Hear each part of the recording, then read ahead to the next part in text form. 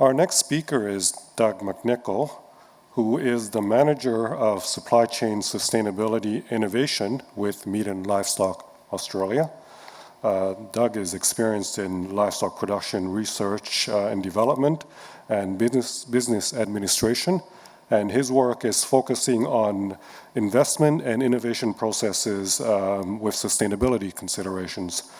So Doug, your presentation is about the red meat industry's carbon neutral initiative. I guess you call that the CN30, what it is and how it can be successful. So please go ahead, Doug. Thanks, I think this one works. I've got two, excellent, double amplified. Hello everyone, nice to meet you all, and how good is it to have the graveyard shift the first day at ABARES. I'm going to work through the presentation in slightly accelerated fashion so that we can get to questions, because I would like to hear some challenging questions for the audience.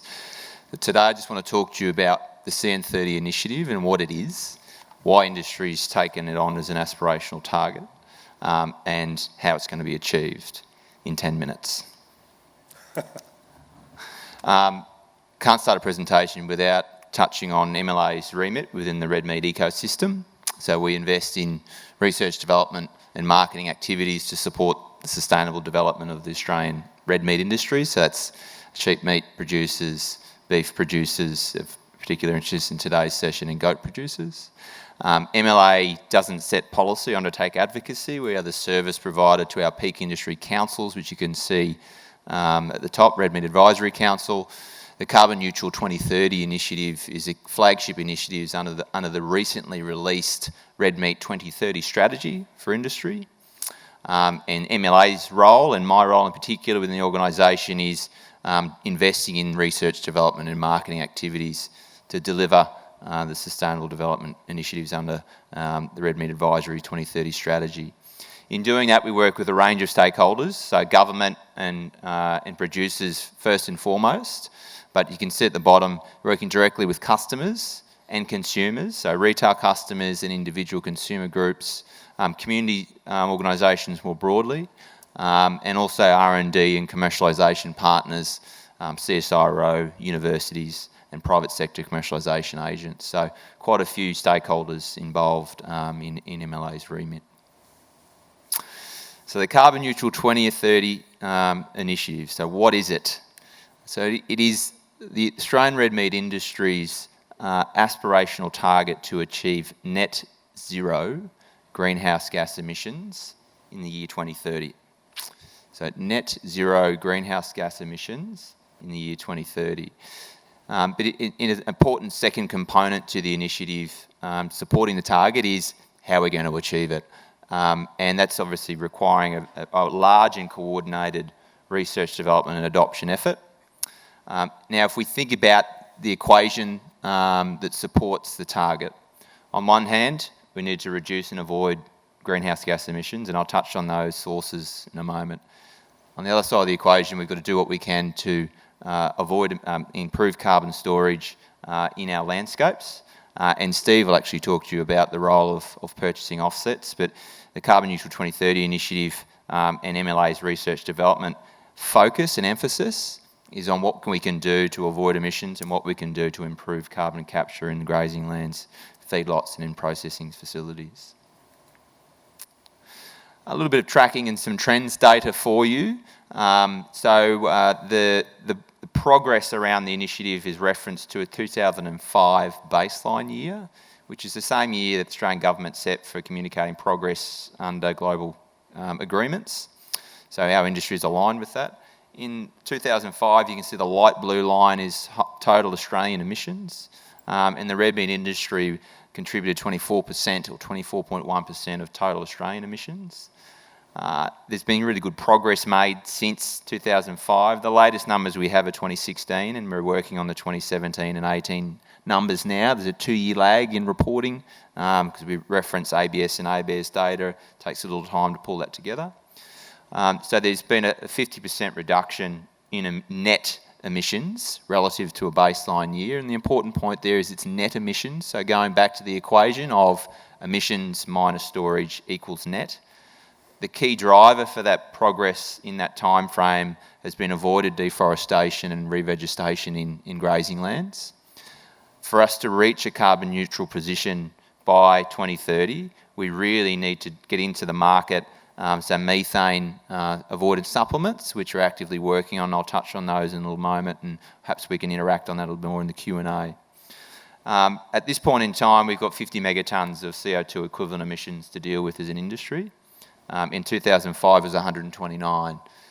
There's no other sector in the economy that can make anywhere near that claim in terms of commitment and progress towards a net greenhouse gas emissions position. So it's Australian leading and I would argue globally leading as a progress statement.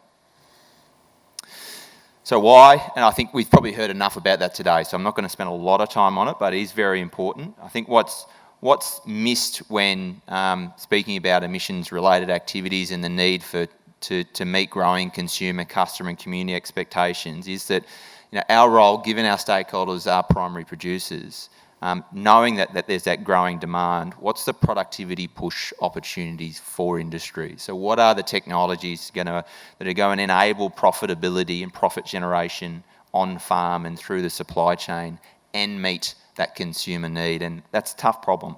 But if we don't take that head on, we're not going to be successful. So minimising the need for regulation is also an important part of the initiative. Industry recognises that we set bold and aspirational targets for ourselves, and we show the way and show some leadership. There's no need for government to intervene. But again, importantly, for us to be successful, we need to be clear on unearthing technologies and adoption practices that have a clear productivity benefit. I'll touch on those. This slide just talks to some of the data that MLA collects that tracks community sentiment, and this is a domestic survey population. We undertake surveys every year.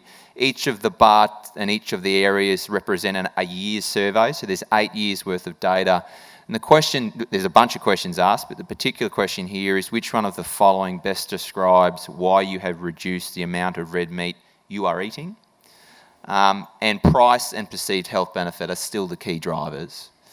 However, perceptions around animal welfare and environmental stewardship represent under trending around 5% of the reason why survey respondents choose not to eat red meat. Now, a strategic KPI for MLA, and in particular me and my role in the organisation, is keeping that number below 10%. It's been tracking at 5 and 6. That's a long-term KPI for the organisation. So we do that by promoting environmental stewardship practices and animal welfare practices in particular.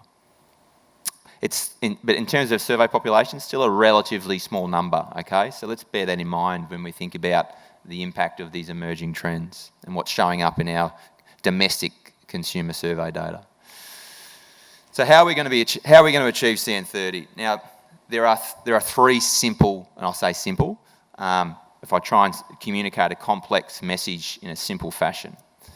We need to avoid and reduce greenhouse gas emissions on one side, and that's specifically enteric methane emissions, which is a byproduct of the animal digestion process. The good news is that if we do that, it also has the potential to significantly improve live weight gain and productivity within that animal. The other key item that we need to deal with is avoiding CO2 release from deforestation. So on one side of the equation, we've got to avoid enteric methane emissions through feed supplements, selective breeding, and potentially vaccine work, which New Zealand's working on, but we're mainly focused on the supplements, pathways, and selective breeding. And the other side, improving carbon storage. And it's not only just about trees. Soil carbon has a place to play, but we've got to do a fair bit of work in terms of shoring up the potential for soil carbon in grazing lands, noting some significant environmental limitations to that approach. So that's the job in simple terms, and that's not news to a primary producer. As mentioned here, some future focus for us are on these low methane optional pathways, more benign sources of nitrogen, in particular around nitrogen use in fodder crop production and grains production for feedlot use. That's what that means. Building soil organic carbon for healthy soils in an increasingly changing and variable climate, it's a challenge, but it's a job for us to do because we know you improve soil carbon, you improve soil moisture retention, you improve feed-based productivity. It's a win-win. I've said here in paraphrasing, plant more trees, but do it for multiple objectives. Be really clear about why we're doing it.